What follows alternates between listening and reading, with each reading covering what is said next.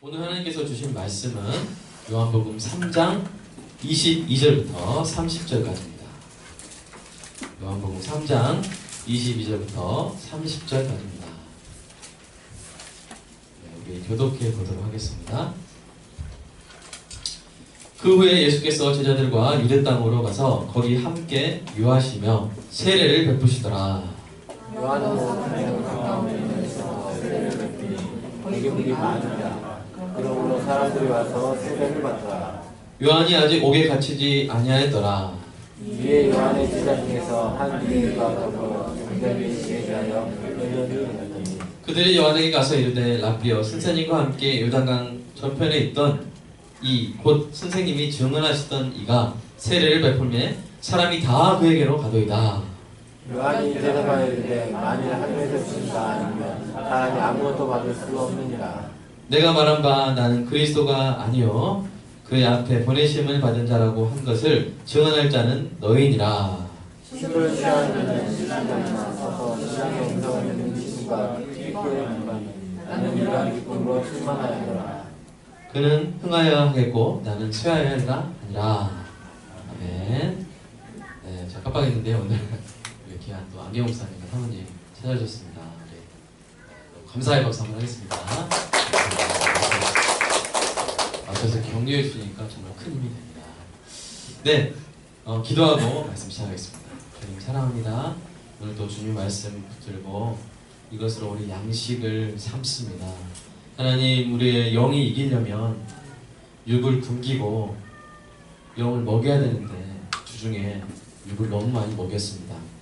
하나님, 오늘 영을 먹이고 육을 굶기게 하시고 그래서 영적 승리할 수 있는 힘을 얻게 하여 주시옵소서.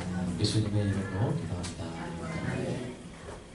세례 요한은요, 탁월한 설교자고 탁월한 사역자였습니다. 그러나 오늘 본문에서 보듯이 세례 요한은 겸손했습니다.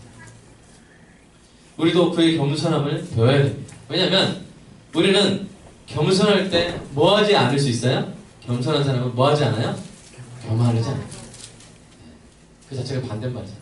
그렇죠? 겸손하지 않아야만 우리가 겸손해야만 교만하지 않을 수가 있고요. 또 겸손할 때 두 가지가 찾아옵니다. 하나는 평안이 찾아옵니다. 겸손할 때 평안이 찾아옵니다. 이게 약간 연결이 어떻게 되죠? 이렇게 할 수 있는데 오늘 설교를 들으면 아마 이해가 되시고, 또 겸손할 때 담대함이 찾아옵니다. 왠지 겸손한 사람은 말도 좀 이렇게 잘 못할 것 같고, 말도 이렇게 작게 할 것 같고, 담대함과 무슨 관계가 있나요? 하시는데 오늘 설교를 들으면 겸손할 때 정말 담대하시구나 하는 것을 알게 될 것입니다.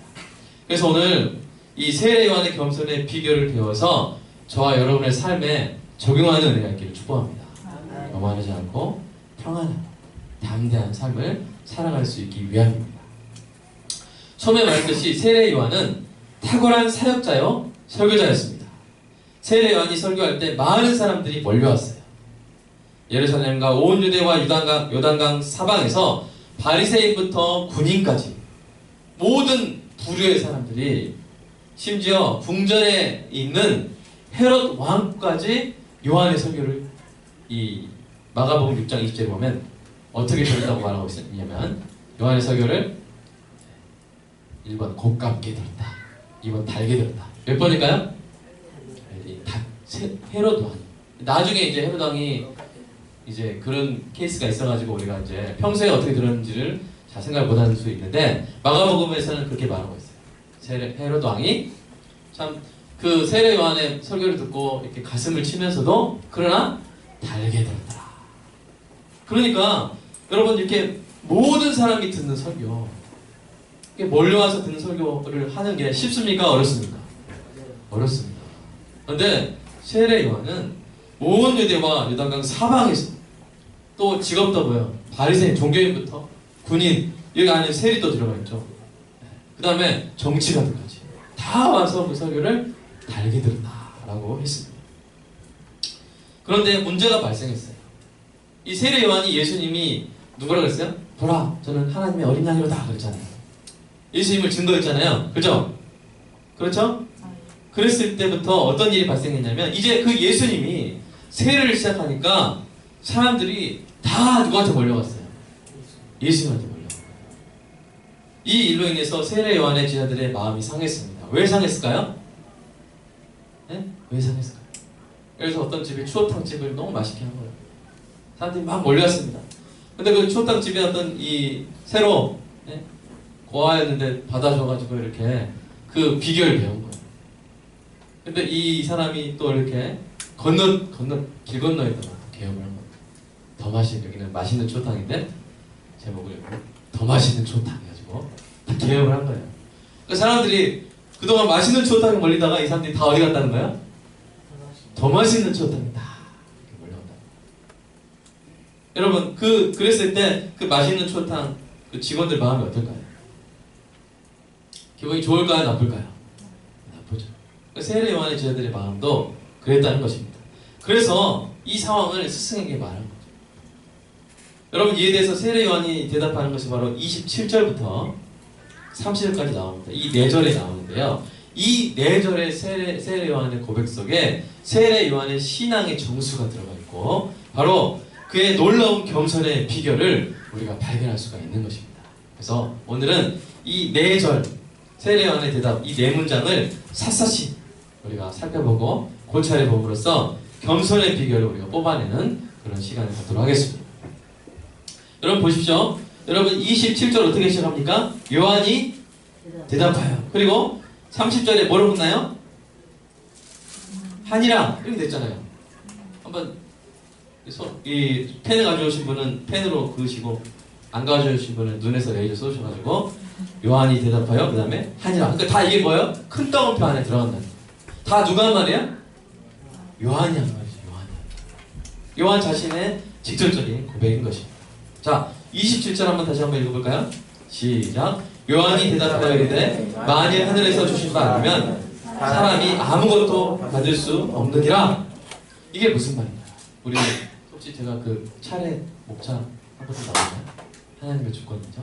네, 안 나올 수도 있겠죠. 자, 첫 번째 뭐냐면 이 27절에서 나오는 그 사도 세례 요한의 고백이 뭡니까? 하나님의 주권을 인정했다는 것입니다. 하나님의 주권을 인정했습니다. 모든 것이 다 누가 주신 것이라는 겁니까? 하나님이 주신 것이죠. 하늘에서 주신 바, 하나님이 주신 것이 아니면 사람이 아무것도 받을 수 없습니다. not A, not B니까 뭡니까? A는 B라는 거죠. 다 누가 주신 거라는 거야? 하나님이 주신 것이라는 것입니다. 세례 요한이 지금까지 설교자로서 탁월하게 사역할 수 있었다면 그 은사는 누가 주신 거야? 하나님이 주신 것이죠. 세례 요한이 이 많은 세례를 베풀고 사람들이 회개하는 그 열매를 거뒀다면 그 열매는 누가 주신 겁니까? 하나님이 주신 것입니다. 다 하나님이 주신 거예요. 은사도 하나님이 주신 것이고 사역의 열매도 다 하나님이 주신 것이라는 것이죠. 그렇게 세례 요한은 자신이 주장할 권리가 있어요? 없어요? 없습니다. 지금까지는 하나님이 많은 사람들을 세례 요한에게 보내주셨어요. 지금까지는 세례 요한에게 은사도 주셨고 열매도 주셨습니다. 그러나 이제는 하나님이 그 많은 사람들을 누구한테 보내주세요? 예수님한테 보내주세요. 이 상황에 대해서 세례 요한 자신은 아무런 섭섭할 것이나 주장할 것이 있다는 거예요? 없다는 거예요? 없다는 거예요. 이것이 바로 하나님의 주권을 인정하는 사람의 고백입니다. 예수님도 하나님의 주권을 인정하셨죠? 우리 말씀 한번 읽어볼까요? 시작. 그때 대답하여 이르시되 천지의 주되이신 아버지여 이것을 지혜롭고 슬기 있는 자들에게는 숨기시고 어린 아이에게는 나타내심을 감사하나이다. 옳소이다. 이렇게 된 것이 아버지의 뜻입니다. 어떤 사람은 하나님 나라의 비밀을 깨닫고요. 어떤 사람은 하나님 나라의 비밀을 깨닫지 못하는 거예요. 근데 보니까 깨닫는 사람은 똑똑해서 깨닫는 게 아니고 못 깨닫는 사람은 미련해서 못 깨닫는 게 아니라는 거예요. 보니까 어린아이 같은 자라 할지라도 깨닫는 자가 있고 지혜롭고 슬기 있는 자 같은 사람이라 할지라도 모르는 사람이 있다는 거예요. 그러니까 결국 이게 다 하나님이 주신 것이고 하나님의 뜻대로 주어진 것이라는 예수님의 말씀인 것입니다. 사도 바울도 고린도전서에서 고린도 교회 성도들에게 이렇게 말합니다. 시작. 누가 너를 남달리 구별하느냐? 내게 있는 것 중에 받지 아니한 것이 무엇이냐? 내가 받았은즉 어찌하여 받지 아니한 것 같이 자랑하느냐? 여러분 우리가 다 받은 것은 다 뭐예요? 하나님이 주신 것입니다. 우리 자매들 가운데 하나님께 미모 받으신 분은 하나님께 받았다고 고백하시기를 축복합니다. 왜 아멘 안 하세요? 수영이 아멘 해야지. 지사님 아멘 하셔야죠. 권사님 아멘 하셔야죠. 우리 나에게 있는 미모는 다 하나님이 주신 겁니다. 아멘. 우리 형제님들, 여러분에게 있는 그 능력은 다 하나님이 주신 줄로 믿습니다. 우리 능력 있는 형제들은 다 아멘 하는 것이죠. 하나님이 다 주신 것입니다. 은사도 사역의 결과도 다 하나님이 주신 것이고요. 우리 물질도 다 하나님이 주신 것입니다. 또 주고 안 주고는 하나님의 뜻에 달려 있습니다. 그러니까 내가 오늘 누리고 있는 것을 내가 자랑할 권리가 있어요, 없어요? 없는 것이죠. 내가 오늘 누리고 있는 것을 내일 또 누려야 된다고 요구할 권리도 있어요, 없어요? 없습니다. 내가 오늘 누리고 있는 것을 내일 다른 사람이 누린다고 해서 안 돼! 그건 안 돼! 내 거야! 라고 주장할 권리도 있어요, 없어요? 없습니다. 사실 이렇게 여러분 잘 대답해 주시지만 이거를 삶에서 인정하기라는 쉬워요, 어려워요? 엄청 어려운 일이죠. 연예인들이 그래서 힘듭니다. 오늘 내가 인기를 누리잖아요. 근데 그 인기가 계속 갑니까? 다른 사람들 맞아. 요새는 정말 그게 더 빠른 것 같아요.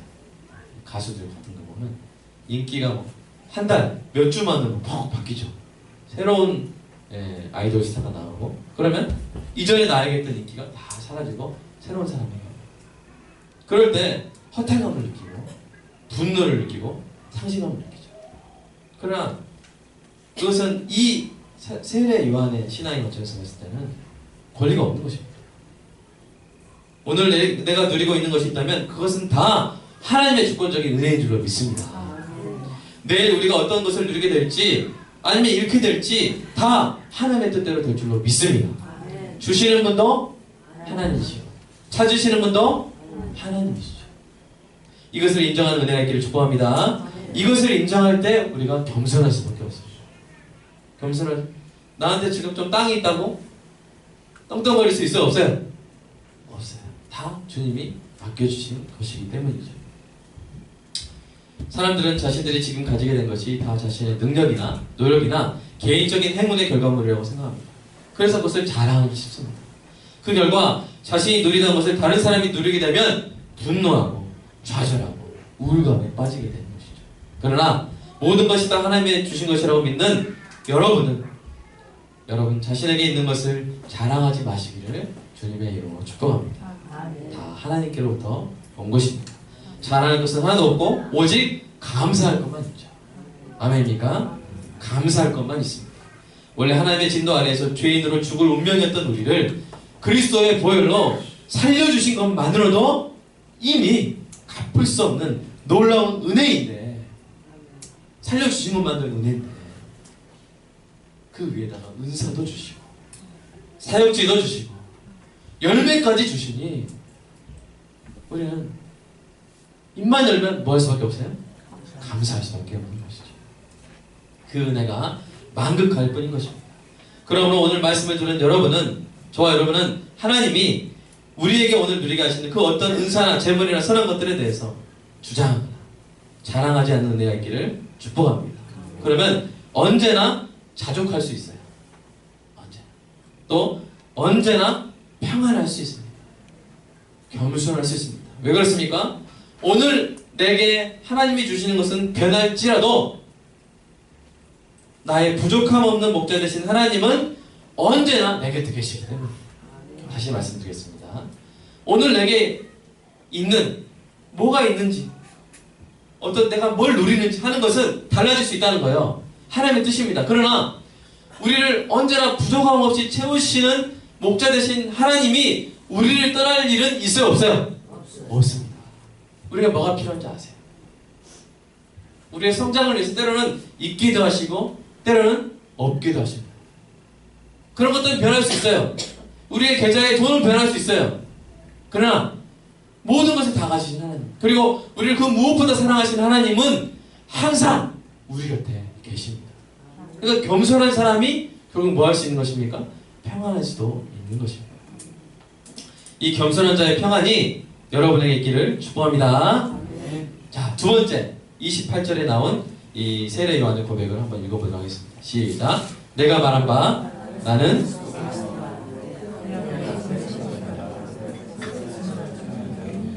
자, 세례 요한이 뭐라고 말하고 있습니까? 하나님이 자신에게 맡긴 소명이 무엇인지 세례 요한은 잘 안다는 거예요.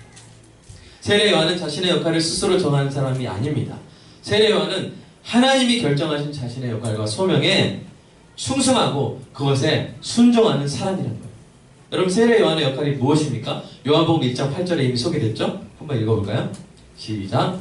그는 이 빛이 아니요 이 빛에 대하여 증언하러 오더라. 자기는 세례 요한은 빛이 아닙니다. 세례 요한은 빛에 대해서 증언하러 온 자입니다.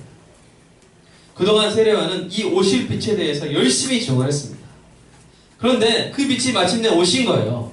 그러면 여러분, 세례 요한이 더 이상 주목을 받을 필요가 있습니까? 없습니까? 없어요.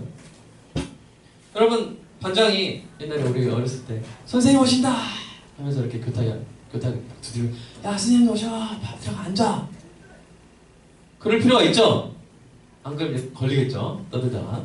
그러나 오시면, 선생님 오셨는데 반장이 계속 교탁에 버티고 있으면 돼요, 안 돼요? 선생님, 내가 다시 나가야 되나? 이렇게 하지 않겠습니까?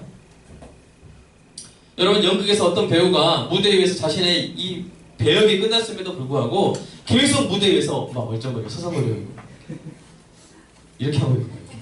이러면 어떤 일이 벌어지겠습니까? 훌륭한 배우는 각본에 충실한 배우입니다. 멋진 배우가 아니에요. 잘생긴 배우가 아니에요. 훌륭한 배우는 어떤 배우예요? 각본에 충실한 배우입니다. 자신에게 맡겨진 배역이 무엇인지 잘 알고 그 배역이 등장해야 할 때 등장하고 퇴장해야 할 때 퇴장을 해야 됩니다. 자신에게 맡겨진 배역 이상의 비중으로 자신을 너무나 높게 생각하거나 그 생각을 관철시키려고 무대를 점거해서는 안 됩니다. 사도 바울도 로마서에서 다음과 같이 기록했습니다. 함께 읽어보겠습니다. 시작. 내게 주신 은혜로 말미암아 너희 각 사람에게 말하노니 마땅히 생각할 그 이상의 생각을 품지 말고 오직 하나님께서 각 사람에게 나눠주신 믿음의 분량대로 지혜롭게 생각하라. 우리가 한 몸에 많은 주체를 가졌으나 모든 주체가 같은 기능을 가진 것이 아니니 이와 같이 우리 많은 사람이 그리스도 안에서 한 몸이 되어 서로 주체가 되었느니라. 우리 3절 계속 보여주시고요. 3절 로마서 12장 3절 계속 보여주시고요. 자, 우리는 우리에게 맡겨진 배역, 즉 소명에 대해서 항상 어떻게 생각하러 말합니까? 믿음의 분량대로 지혜롭게 생각하라. 우리의 분량에 대해서, 우리의 소명에 대해서 지혜롭게 생각해라. 그래서 하나님이 주신 소명을 깨닫고 그에 합당하게 생각하고 그에 합당하게 순종하며 살아야 됩니다. 여러분, 하나님 나라의 큰 관점에서 봤을 때 여러분, 우리의 소명을 우리가 고르는 겁니까? 하나님이 고르시는 겁니까? 하나님. 종민이가 앞으로 뭘 할지 모르죠. 그렇죠? 그러나 하나님은 계획하고 계신 줄 믿습니다. 우리 석기도, 교원이도 하나님이 계획하고 계십니다. 앞으로 어떻게 어떤 아름다운 일을 하게 될지 하나님이 다 준비하고 계시는 것이죠. 우리가 태어날 때 고른 거 아니에요. 태어날 때 이렇게 저는 의사 되겠습니다 하면서 태어난 아이 있습니까? 없습니다. 하나님이 다 골라놓으셨어요. 정해놓으셨어요. 그런데 우리가 살아가면서 그것을 어떻게 하는 거예요? 깨달아가는 거예요. 이 소명을 깨달아가는데 시간이 걸립니다. 성령의 주장하심으로 인해 우리는 우리 안에 있는 소원, 특별히 마음이 가는 영역이 있을 수 있고요. 삶에 일어나는 어떤 특별한 사건으로 인해서 그것을 해석함으로써 우리는 하나님이 우리에게 준 소명들을 깨달아가는 것이죠. 그 소명을 깨달았다면 그때부터는 어떻게 하면 됩니까? 순종하면서 살면 됩니다. 하나님의 소명에 순종하면서 살면 됩니다. 하나님이 주신 소명에 순종하며 사는 삶이 복된 사람인 줄 믿습니다. 여러분, 세례 요한이 순종하며 살았잖아요. 그렇죠? 너는 예수 그리스도의 오실 길을 예비하라. 근데 세례 요한이 그걸 팽개치고 아닙니다. 저는 제가 주인공인 삶을 살고 싶습니다 하면서 거절하고 뿌리치고 살았다면 우리는 그 사람이 누군지도 몰랐을 거예요. 그렇죠? 그러나 지금 세례 요한이 순종하며 살았기 때문에 영원히 천국에 그 이름이 빛나는 사람이 된 줄로 믿습니다. 행여 사랑하는 여러분, 그 소명의 종류나 자리가 초라해 보일 수 있습니다. 저와 여러분이 받은 소명 각자 다릅니다. 그 소명의 종류나 자리가 초라해 보일 수 있습니다. 각자의 기대나 욕심과 다를 수 있습니다. 또는 다른 사람의 소명이 너무 부러울 수 있어요. 그러나 부러워할 필요가 없습니다. 왜냐하면 그리스도인의 삶의 위대함은 그 맡은 소명의 종류에 달린 것이 아니기 때문입니다. 예를 들어서 목사의 삶의 위대함은 목사가 섬기는 교회의 위치나 크기에 달려있지 않습니다. 교회가 뉴욕에 있다고 해서 더 위대합니까? 광주에 있다고 해서 덜 위대합니까? 그래요 안 그래요?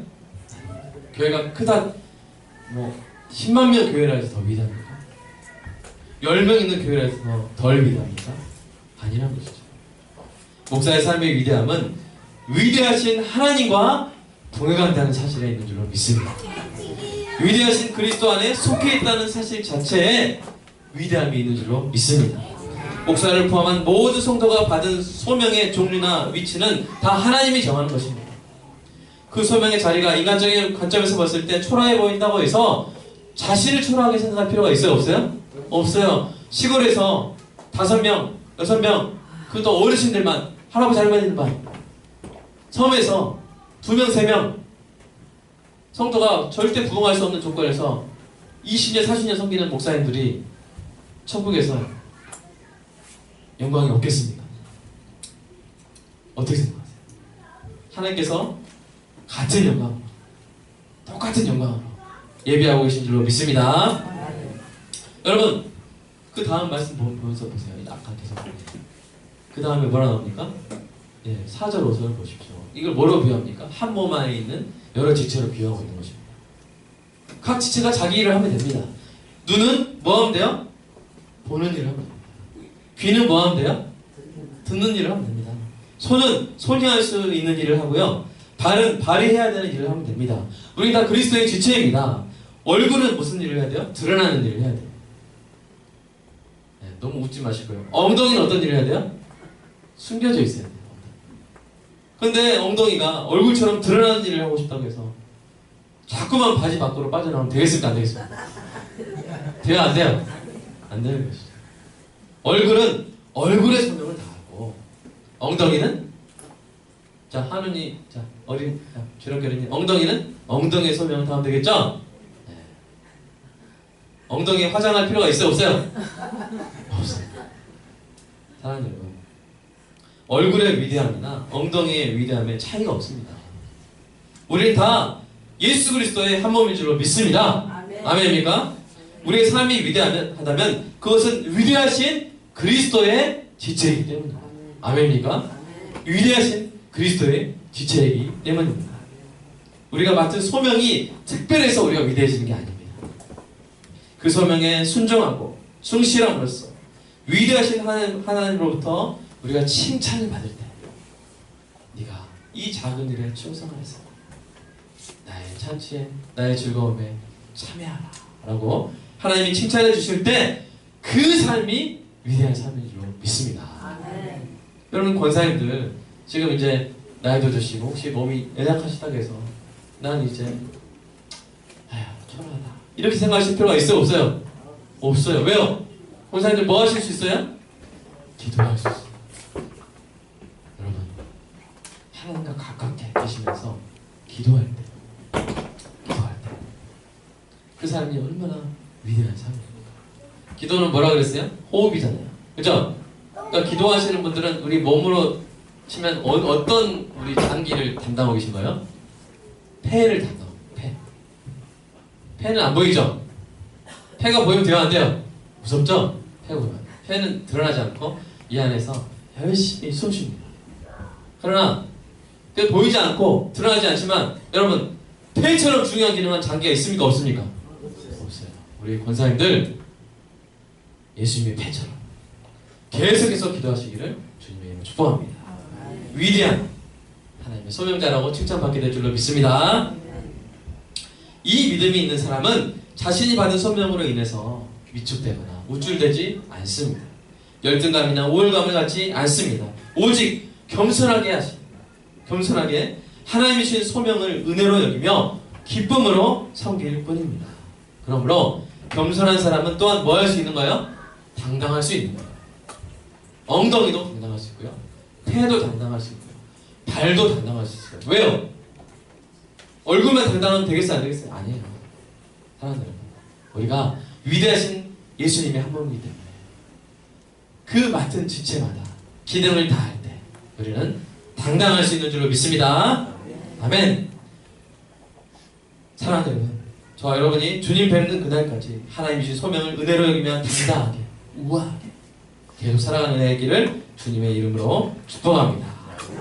자, 우리 29절 말씀 보겠습니다. 세 번째 고백 시작. 신부를 신랑이다. 서서 신랑의 음성을 듣는 친구가 크게 있다. 나는 이랑 기쁨으로 충만하여라. 아멘. 네. 사랑하는 여러분, 셋째로 세례 요한이 이 고백한 건 뭐냐면요, 세례 요한은 하나님이 맡기신 역할을 인정할 뿐만 아니라 그 역할을 기뻐했어요. 그래서 그 역할로 인해 느끼는 기쁨으로 충만하다고 고백합니다. 여러분, 이 29절에 이 신랑의 음성을 듣는 친구가 나오죠. 이 친구는 뭐냐면 이스라엘 전통 혼례에 등장하는 신랑의 친구, 즉 좀 발음이 어렵습니다. 한번 따라서 해보세요. 쇼시벤. 네, 쇼시벤이에요. 쇼시벤. 좀 어렵습니다.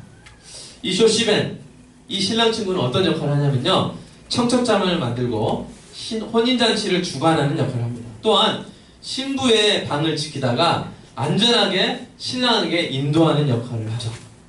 이 지키는 시간이 길어서 장시간 수성이다가 신부를 지키던 이 쇼시벤은 어둠 속에서 신랑의 목소리를 들으면 무척이나 기뻐했습니다. 세례 요한은 이 쇼시벤이 서서 신랑의 음성을 들을 때 크게 기뻐하는 것 같은 기쁨이 자신에게 충만하다고 고백한 거예요. 여기서 신랑은 누굴 말합니까? 그리스도를 말하죠. 신부는 누구를 말합니까? 하나님의 백성을 말합니다. 세례 요한은 지금까지 신랑이 오실 것을 증언했고 오랫동안 기다렸어요. 그런데 마침내 신랑이 온 거예요. 그러니 신부, 즉 하나님의 백성의 마음을 준비시켜온 이 신랑의 친구인 세례 요한이 어찌하니 기쁠 수가 있겠습니까? 저는 이 기쁨을 들러리의 기쁨이라고 부르고 싶습니다. 신랑 친구, 들러리. 자신이 주인공이 아님에도 불구하고 주인공의 기쁨을 자신의 기쁨으로 삼는 들러리. 들러리의 기쁨인 것입니다. 여러분, 사람들이 들러리가 되고 싶어 합니까? 주인공이 되고 싶어 합니까? 주인공이 되고 싶어 합니다. 대부분의 사람들은 주인공이 되고 싶어 합니다. 그러나 우리의 인생을 보면 항상 주인공이 될 수 있는 것도 아니고요, 또 주인공이 되는 기쁨이 언제나 가장 큰 기쁨인 것도 아님을 우리가 깨달아야 합니다. 여러분, 김연아가 세계선수권대회에서 1등 했을 때 우리 어머니들 대답하세요. 김연아가 더 기뻤을까요? 김연아 엄마가 더 기뻤을까요? 우리 이현영 목사님, 김연아가 더 자, 나중에 보미가 나중에 이제 찬양을 하니까 예를 들어서 뭘 어떤 걸 할까요? 세계, 예? 보미 꿈이 뭐예요? 보미 꿈. 지금 어차피 바뀔 거 아니까 나중에 실망했다 안 할 거니까 지금 꿈. 의사. 예수 세계 의사. 세계에서 가장 훌륭한 의사. 노벨 의학상도 있습니까 혹시? 있습니다. 네, 노벨 의학상 받았어요. 되기를 축복합니다. 네, 우리 사인 받아놔야겠어요. 네. 그랬을 때 보미가 더 기쁠까요? 보미 엄마가 더 기쁠까요? 아니, 엄마가 대답해보세요. 할머니가 대답해주죠. 네, 그죠. 이게 이상해요. 사랑하는 여러분, 주인공이 돼서 기쁜 그 기쁨보다 들러리가 더 기쁠 때가 있어요. 이런 깨달음에 관련된 한시를 제가 읽어드리도록 하겠습니다. 잠깐만, 우리 세계적인 피아니스트, 좋은 피아니스트가 깔아주시면 3분이 밟고 넣어보도록 하겠습니다.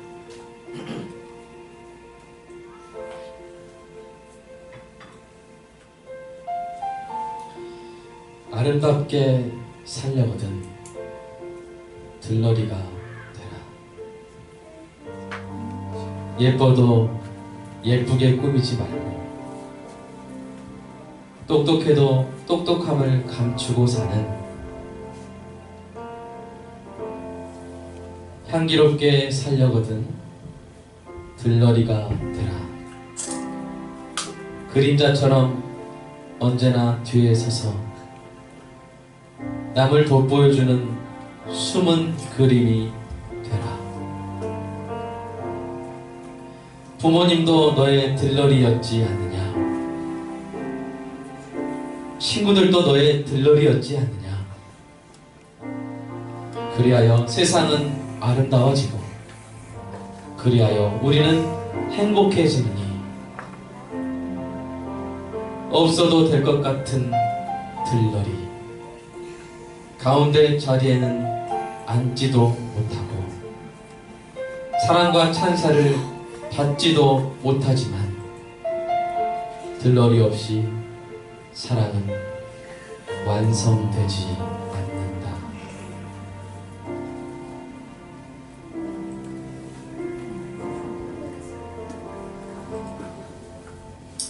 사랑하는 여러분, 우리 어머니들이 그런 거 같아요. 우리 부모님들이 그런 거 같아요. 사실 자신의 인생을 끝까지 살 수 있는데 어느 순간부터 자녀를 낳고부터 자녀가 주인공이죠. 자녀를 위해서 자신의 인생을 바칩니다. 우리 자녀들은 정말 부모님께 감사해요. 그럼 집에 가보십시오. 누가 주인공입니까? 고3 돼보십시오. 누가 주인공이었어요? 사랑하는 여러분, 어떤 삶을 살기 원하십니까? 여러분 자신이 주인공의 삶을 살기 원하십니까? 아니면 우리 주님의 들러리가 되는 삶을 살기를 원하십니까?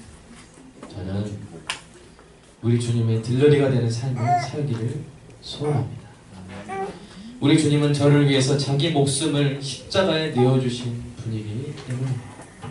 우리 주님은 저를 죽음의 바다에서 끌어올리기 위해서 스스로의 몸을 던져 그 몸으로 저를 죽음의 바다에서 건져주신 분이기 때문입니다. 저에게 영원한 생명을 선물하신 우리 주님의 들러리가 되는 삶을 살 수 있다는 것만으로 저는 행복합니다. 사랑하는 여러분은 어떻습니까? 여러분도 저와 같습니까? 위대한 인도 선교사였던 윌리엄 캐리가 죽어가면서 유언으로 남긴 말이 있습니다. 내가 죽거든 윌리엄 캐리에 대해서는 말하지 마십시오. 윌리엄 캐리의 구세주에 대해서 말하십시오. 나는 그리스도만 높아지기를 바랄 뿐입니다. 세례 요한도 윌리엄 캐리도 우리 주님의 들러리로 사는, 아니 그렇게 살 수 있는 영광과 기쁨이 무엇인지를 알았습니다. 모두가 주인공이 되려가는 교회는 온갖 시기와 질투와 비방과 싸움으로 가득 차게 될 것입니다. 그러나 모두가 들러리가 되고 싶어하는 교회는 단언컨대 세상에서 그리스도의 영광을 가장 아름답게 빛내는 교회가 될 줄로 믿습니다. 저는 우리 교회가 그렇게 될 줄로 믿습니다. 네 번째 마지막 사도 세례 요한의 고백을 읽어보겠습니다. 시작. 그는 흥하여야 하고 나는 쇠하여야 하리라. 마지막으로 세례 요한은 자기를 잊고 주님의 영광만을 바라보고 있음을 고백하고 있습니다. 사도 바울도 이런 고백을 해요. 빌립보서 1장 20절 한번 볼까요?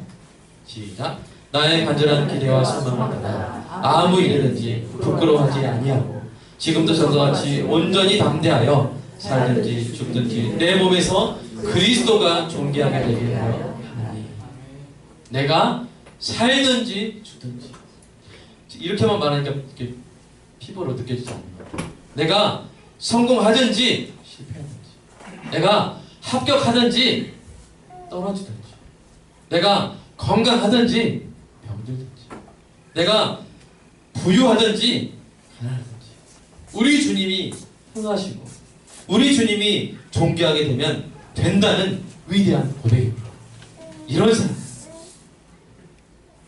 주님의 들러리가 되는 것을 기뻐하고 자신의 흥망성쇠가 아닌 주님의 영광만을 바라보는 사람에게는 저절로 겸손의 미덕이 우러나올 수밖에 없습니다. 여러분, 겸손은요 내가 만들어낼 수 있는 게 아니에요. 내가 지금 겸손해야지. 내가 겸손한 사람 돼야지. 여러분 얼마만큼 절을 해야 겸손? 여러분 90도 절하면 겸손한 겁니까? 아니면 170도를 절해야 겸손한 겁니까? 두 사람이 딱 서가지고 자 여러분 보십시오. 제가 더 겸손한가 하면서 이 사람은 170도 150도를 구분했는데 저는 보십시오 170도이다 이렇게 저는 되지도 않아요. 저는 겸손할 수 없는 겁니까? 그게 아니죠. 겸손은 직접 만들어낼 수 있는 게 아니에요. 그것은 바로 오늘 세례 요한이 말했던 이 위대한 신앙 고백과 그에 따른 삶을 살아갈 때 저절로 나오는 거예요. 하나님의 주권을 인정하고 하나님 맡겨진 소명을 받아들이고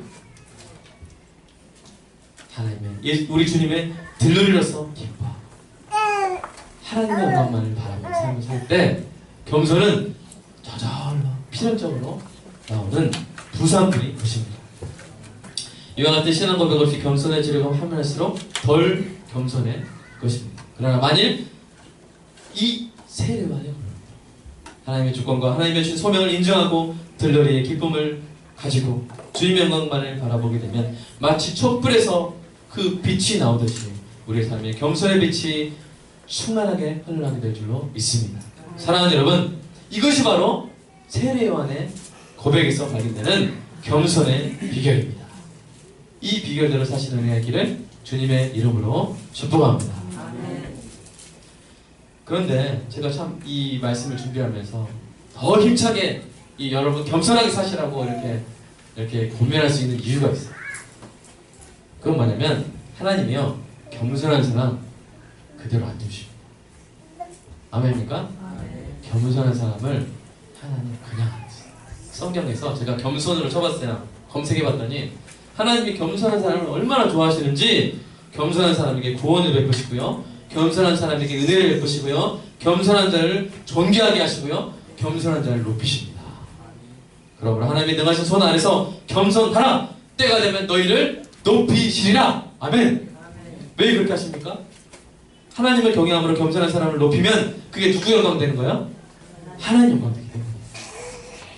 사랑하는 여러분 삶에 오늘 본문에 나온 세례 요한의 고백이 굳게 자리 잡은 거로 말미암아 겸손이 저절로 흘러넘치게 되시기를 주님의 이름으로 축복합니다. 또한 그 겸손으로 말미암아 하나님이 높이시고 존귀하게 하시는 당당하고 우아한 삶이 사시기를 주님의 이름으로 축복합니다. 기도하겠습니다.